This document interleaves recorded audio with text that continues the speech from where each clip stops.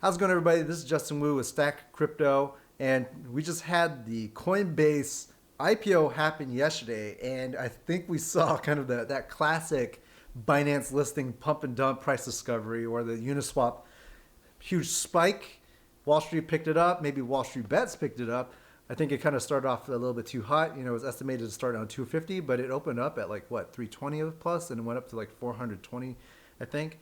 But anyways, you know, we saw that happen now. It's signaling a bull run. If not, actually, we should call this the Doge run, the Dogecoin run. Absolutely on a tear. But next, what's next on the horizon? You know, is this the sign of altcoin season or DeFi summer, DeFi spring? We'll have to see. You know, but what I wanted to talk about today, though, is kind of like identifying or thinking about like what could be the next 100x plays, especially with the different narratives that are happening, or just basically how the different trends are happening right now in DeFi. Went from DeFi summer, then like Bitcoin led the charge, then top tier tokens like protocols, tier one, blue chips also came up through. And then also too, again, we saw the Binance Smart Chain launch, Binance Smart Chain DeFi. So we're kind of see this like wave and pattern that's going on. And then obviously NFTs, right? NFTs just always blowing up. Then we had the NFT platform tokens that came and go too based on the hype. But now the focus is again back onto DeFi. And I think that we're going to continue to see this trend kind of go up to the right as we are seeing more liquidity being unlocked, and also too more maturity of other platforms outside of Ethereum. Again, Ethereum gas is just so high, transactions are slow, and we are in the later stage now where a lot of these projects that fundraised in 2017 have years of development.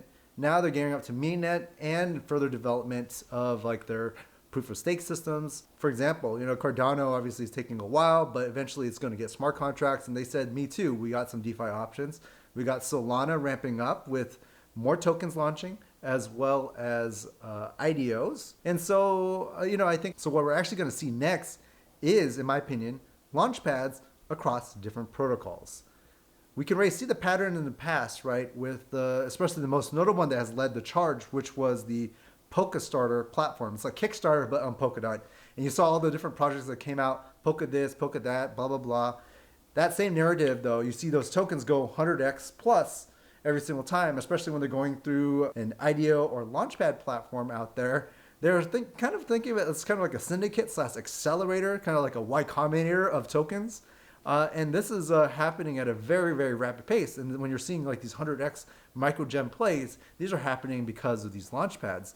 But we're also seeing now too is these launchpads, such as like Paid Network, get invested by platforms like Binance, which is just absolutely crazy. I think what's happening here, though, at a high level, macro level play, is that these exchanges understand that when a token goes on Uniswap, they're losing that edge because they don't get that initial like exchange listings. But where else could they provide value in terms of making more revenue, charging fees for listings, etc.? They can do that by partnering up with these launchpads that are just like cranking out and printing out all the different tokens and IDOs out there. And they can do this by like essentially partnering up with the next Y Combinator. Think about like a VC partnering up the next Y Combinator, find the next deals, and then accelerate them through, build up all that hype all the way to the listings, then bring in billions of volume, which exactly what we saw with My Neighbor Alice. When it first launched, it had like $1 billion, $2 billion worth of trading volume out of the get-go. And that's just all through the hype. I think that the opportunity is now, if we look at the same exact pattern, is going to be not just on Polkadot anymore, but on other protocols. We might see it on Kusama. Kusama starter might happen, it might be a thing, who knows? But we do know that Cardano is getting a lot of launchpads. Solana, Solstarter is coming out. Avalanche, Trustswap, and AVAX decided to do a little partnership, or at least Trustswap is building the first launchpad on AVAX. And we'll probably see more of this come to like the layer 2 options. Everybody's going to do copy and paste, me too, because these are essentially like just cranking out tokens. So let's get right into it. What are the next 100x plays? So here we got the charts taking a look at what the performance for launchpads have been doing. They've been on an absolute tear. You can see here just in 2021 alone. So the first almost like 3.5 months, 4 months now, the average gains we're seeing like a 68x, which is from BSC, so Binance Smart Chain Pad. Paid Ignition Launchpad, Starter 33x, Maker 33x. The list goes on. Just absolute hits with these platforms. I think that these are the future. You think about, and I don't think they're anywhere. They're going to go anywhere soon because these platforms are essentially kind of like accelerators that work and vet these deals, market them, advise them, get into all the connections that they need, and blow up. You can see that the quality here, just kind of skews in its this way right now. And, Binance Smart Chain, but yeah, CPAD has just been crushing it. Though the token for itself, you have to buy these tokens and you get access into a lottery system, similar to kind of those like hype beast drops or like those Yeezy drops, except you have to have a minimum amount of tokens just to be even considered and to be in the raffle. And imagine the more that you get, depending on the platform, the more opportunities or lottery tickets you get to have in order to participate in these great life-changing opportunities. In this case, the 68Xs, the 53Xs deals, and some of the projects do much more. So they're super hype. Now, the question is why do these exist? Again, most projects can just go directly to Uniswap and just launch. But where's the hype? Think about these kind of like as the decentralized Kickstarters. They will help projects kind of build up that on-demand hype and drops. And then when the project goes through the different phases, first they would go through these IDO Launchpads, initial decentralized offering. It's kind of like an ICO, except it's decentralized through a smart contract. And they would immediately get their spike in demand, scarcity, by creating a lot of FOMO and getting only a little amount of people getting the token. And then continuation of getting it to the next phase, which phase 2 is about getting onto Uniswap. Then obviously phase 3 is going on the exchanges, big time exchanges, to crank in even more volume. So again, you see the different hype cycles going through. It's exactly like e-commerce going to like a Shopify, going to like a Walmart. That's the best analogy to think about it. You want to start off with a small Kickstarter, really guerrilla, underground, blow it up to the next stage by getting up your own Shopify or listed on Uniswap or get it out there in the marketplace, and then blow up again even further. By going to the big exchanges or distribution. Again, this is through the tier 1 exchanges or even tier 2. There's a lot of other exchanges now that are providing instant listing and liquidity. Now, if we look at the platforms out there, let's say like Paid Network, what's interesting is that we saw with Paid Network, actually Binance has invested in Paid Network. And there's a lot of reasons behind that. These launchpads are essentially, these early, like they're Y Combinators essentially for specific chains or just many chains in general, multi-chain as well. And, not Uniswap. Uniswap is taking away a lot of the attention from these launchpads, or I should say early tokens. I must say that what these launchpads are doing, as well as Uniswap, is taking away some interest and volume away from like the tier 1 exchanges or even tier 2 exchanges, because people are kind of skipping the IEO initial exchange offerings and just going straight to Uniswap listings. So these exchanges kind of being kind of a gateway and getting access to these deals that are super piped, that are bringing so much volume and so much demand and bringing it onto exchange, which just means more revenue for the exchange like Binance, more users, more volume, etc. It just brings all that demand there first before they get into any other exchange in terms of the competitors. So it allows these exchanges to kind of maintain that edge compared to like a Uniswap launch. People can still get access to these tokens, increase volume, and trade more. One of the big noticeable ones that we see here was my neighbor Alice blew up on day 1, listed on Binance almost, and $1.5 billion worth of volume. Absolutely crazy. Then it tapered off a little bit as well too. But this just goes to show kind of like the power of these launchpads and the hype that they're bringing in combination to just listing on Binance as well, or bringing the Binance IDO into the platform like a big exchange. So you can imagine how much money Binance has made through all this exchanging that's happening here, and the continuous spike in terms of volume. And they were the first place that they were able to get listed. And we'll look at the options here too. So mostly, yeah, Binance is still number one. So they can steal and take all the liquidity and all the volume. And, before they get into the other exchanges will play catch up. But for this token here, they're going to be the first in preference. So that's why we're seeing now like this trend with these launchpads being invested or being a gateway for some of these exchanges. Again, we go look at Paid Network. Paid Network has been on a tear. It started off from a very low of 40 cents, and it just now blew up to $4.50. Right here was when they got hacked a little bit, so a little downturn right here. But if you go back into the opportunity, they made a nice recovery back up here. And again, what we're seeing is like the performance of these launchpads will need people to have minimum amount of tokens, so there's a holding value to it. And as long as they're kind of delivering hits, well, this, there's other benefits that can do burning or staking as well too. But the price could just like stabilize around here, and the demand could increase as more drops continue to happen. So it's very hype cycle based. Imagine like you have to have a minimum amount of tokens to participate in Kickstarter. Well, you might hold that for Paid Network. And again, this is the same true for some of these other launchpads that are coming out. So what are the trends though? If we can look at some of these things here, like in the past like 6 months or more, we saw Polkastarters pumping out a lot of Polkadot based projects, even though Polkadot mainnet and parachains are not yet here yet, right? But what they're doing now is they're launching these projects that want to fundraise or get their early tokens out there to build up their marketing, build up the cash flow for an audience and community for parachain season. They're going to go launch an ERC20 token, just like everybody, just like EOS, right? Everybody launched a Ethereum-based token first, which is just funny again, but that's just facts. People are going to launch there first and then switch over, do a token swap into the mainnet once Polkadot is fully online.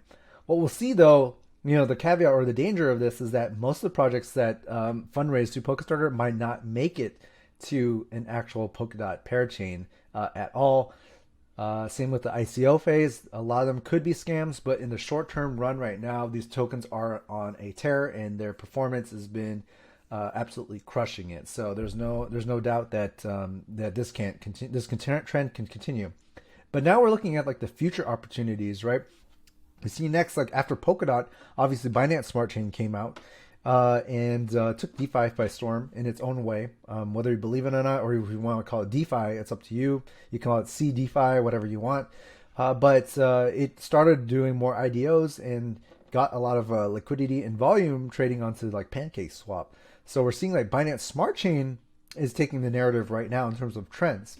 But now, again, we still want to think about what's in the future. We know that Solana is picking up in speed. We also know that Cosmos is also picking up in speed because they released their brand new upgrade with the inner blockchain connectivity, or Cosmos IBC. We also know that Kusama is coming with the parachain, so there could be a Kusama starter, and Cardano eventually this year, or even if it's next year. A lot of these projects are going to be deploying a Launchpad, and they might start off at ERC20 just to get that Ethereum dollars and volume in, and then do a token swap into the mainnet of whatever protocol that they're dealing with. So let's talk about the opportunities that exist, and we'll go through kind of like the top picks that I personally see. But feel free, if you see some other plays that are coming up into fruition, we'll definitely identify it. But feel free to comment down below and share with me your thoughts. So the first one I saw that happened just like actually 2 days ago or so was a platform called Occam Finance. Occam, OCCAM Finance. I think they're based in Switzerland. Let me see where they're based out of. Yeah, Switzerland. So they're kind of in Crypto Valley over there. And this is essentially a Cardano launchpad, but they're more than that. They're building kind of like a DeFi hub for Cardano outside of the IDO Launchpad. And then they also have the first Ethereum to Cardano bridge being built on this platform too. So they're really trying to power and provide these different tool sets to power DeFi, IDOs, and launches for Cardano-based projects. Again, it's going to probably launch with ERC20 tokens start first because Cardano isn't here yet. And whether or not you fully believe in Cardano, it's up to you. I know the development has been delayed. In terms of comparisons to like some other projects that have launched their smart contracts first, as well as staking, etc. Cardano is taking its time, but obviously it's still top market cap, and there's still a lot of plays there that shows there's a healthy community, And I think that first to market and just like copying and paste even, but in this case, Occam.Fi is not copying and paste, but like we saw even just like copying and pasting from Binance smart chain projects still yielded a lot of opportunities and gains, 100x's and more, depending on what it was. So I think that same narrative can be true here with Occam, and it's been kind of proven. Occam OCC is the tag. You take a look at Dex Tools in a second here. Just sold out their IDO actually in 30 seconds. This was yesterday actually in the morning. So it just blew up, had such pent up demand, and for good reason. Again, like I think that there's a huge Cardano community. They're looking for what to do with their dollars, their Cardano or their ADA itself. So first to the market or first to projects, and I don't mean literally that it has to be the first. It can be the first few as well too. I know that there was another platform out there called Cardstarter that launched. But you can see here, Cardstarter also went on tear, which started off at like $2 or so, $2.40, and then at height it blew up to about 10x or more, actually more than 10x, up to almost $40, $37 at its peak. So, what is Cardstarter? It's again another IDO Launchpad for Cardano. Occam Finance is exactly the same next thing. Since it just is brand and new launched, again, like I think that it can continue to make some waves, and we'll have to see how it goes in terms of its first IDO launches. For example, let's look at the chart here. You can see, it launched, sold out super quick, and it's been stabilizing or just bouncing in between this price right here, about like 11 to 12, 13 bucks at height or so. So what I'll say with these IDO and Launchpad tokens and platforms, they really are similar to like the NFT platform tokens. They're based on the hype, right? As more people are wanting to get into these IDOs, and if there's like a big, amazing first project that's coming out, we can see an uptick in interest in actually holding these IDO tokens. So that's one thing in terms of like how to judge the quality of these tokens. Again, not financial advice. I'm just talking about like fundamentals though of how people are judging and evaluating these projects. So it really will come down to like how the first IDO launches, and if it continues to do very well, similar to like Pay Network, then you can best believe that people will want to FOMO and get more into a token like OCC, similar to what happened with Cardstarter. I'd imagine with the Cardstarter, the explosion that happened in there was because of their initial IDOs that they brought onto the platform. Since the platform just launched yesterday, there's no IDOs yet on OCC, so we can continue to expect or think about when the first IDO comes out. We can see some action happen because of that, and people want to kind of get in line depending on what the deal is. So keep this on the watch list. It's been very interesting. It's been just hovering and chilling here.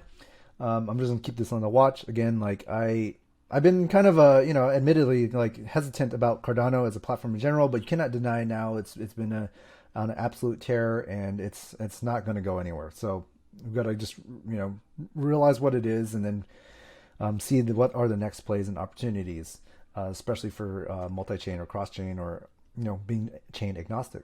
So OCC, first one on the watch list. Next one, we already know Solana has been on an absolute crusher. So, Solstarter, same thing as Polkastarter, Cardstarter, OCC. First IDO platform for Solana. I don't think we need to really say much else because the facts is there. We already know that Solana is just absolutely crushing it. It's going to just continue to blow up. We got some pretty good people on the team, as well as people involved in terms of the Solana ecosystem. Let's take a look at like who is backing Solstarter. I think they showed that even Alameda is backing it. So we got Alameda Research. So this is like SBF's firm and arm. Delphi Ventures, top tier. Mechanism Capital, Spartan, Hashed. These are the Korean fund. So they're bringing a lot of the Korean groups as well. Defiance, I'm not too sure about it. So there's a lot of opportunities here for Solstarter. They're backed by some pretty good names in this ecosystem here and super hyped. They have a very healthy community as well. So I'm looking forward to seeing how that plays out. But again, just like on the simple fact that this is the first IDO Launchpad, Solana super hype. We're seeing a lot of airdrops happening with Solana projects as well. So there's a lot of things that can happen. I think that we can look out for all these different platforms. I think Serum, we're going to see the same exact thing. Project comes in, they're going to go on Solstarter first, then they go on Serum, which is the Solana DEX, and then they go to FTX instant listing. So again, it's the three-stage process. IDO Launchpad, DEX, big exchange. That's how the roadmap and the hype goes. And then the token is live, ton of trading volume, community, and audience. You don't want to launch a community or a token without a community. And community is everything. So Solstarter, another one on the watch list. Now, this third one is kind of like another one that just came on my radar today. We know that Avalance kind of had its little spike. And again, it's like another scalable platform that's a protocol that is supposed to be low fees. And it did take a little storm of taking that attention away from Ethereum a little bit when Ethereum gas fees were super high. And then Matic and others came through and actually took some storm from Avalanche a little bit as well. But we saw a big announcement today. Trustswap is expanding their Launchpad services to help projects build on Avalanche. So this one's a little bit more, I still need to do more research on Avalanche. But, as again, you can expect maybe this could be interesting because, again, it's the first to market to help another big protocol get their projects off the ground. So I don't know if there's an exact name for this yet. It's called Flash Launches or Smart Launch on their toolkit. I guess it's just going to be directly on Trustswap, and they're just going to be launching AVAX or AVX platforms on there. So definitely keep an eye out for this. Trustswap could be the first one that launches on Avalanche, and see how those perform. So that's pretty much it for today. This is on the first part of the Launchpad radar. I'm not doing kind of analysis yet. I could do another analysis that takes a look at all these other IDO platforms. Again, you can take like BSCPad, Ignition, Polkastarter, DAOmaker, Bounce, and even Kickpad. Kickpad is actually another one I have to mention here. This one we put on the other watch list to KPAD. Money, KPAD. Let's see, Kickpad. So this one actually had a pretty good token at launch, was Urukuru. There's another, I guess, NFT token that they're going to be launching as well too. This is their second token that is launching out, and we can take a look. I'd probably put this one on the fourth watch list because they did launch a token that I think crushed it. Let's take a look at CoinGecko here. It was called Orikuru. It was the first orc. I like that name, ORK. Even though it's down, it's still hype. Let's see how hyped it was when it launched. I think the IDO price was like in the dollar range or less. Actually, it's in the cents range, and so it blew up. Then obviously had its hype cycle, and then up to $6, and now it's like chilling down at $3. And that's how the market cycle goes. But again, like if you were gotten early on to some of these access pools for like Kickpad, it can prove to be very successful. And we'll see how the second launch happens. So Urukuru, let's see here. Oh, they didn't even finish selling all their tokens actually, and then it blew up afterwards. I wish they actually showed the actual price here a little bit more transparent, but it is what it is. They have another upcoming project which is missed as well too. So very, very interesting. Just keep in mind that these launchpads and participate in it and see how they play out. But let me know your thoughts down below in the comments. This is my thoughts in terms of like the trends so far. I still think that launchpads are going nowhere. I think they're going to be an important part, just providing a lot of access, hype, and community. And I think that for the foreseeable future, launchpads we're going to probably see more launchpads come out as more platforms get online. Feel free to let me know your thoughts. What are your favorite launchpads? Feel free to comment down below. Hit subscribe as well. And join our Telegram group. I'm hosting DeFi Summit, which is an online DeFi virtual conference, DeFiSummit.com. Feel free to join the community. We're just talking about all things DeFi. And hit me up on Crypto Twitter. Love to hear from you. Anyways, thanks again for tuning into my channel. This is Stacking Crypto with Justin Wu. Peace.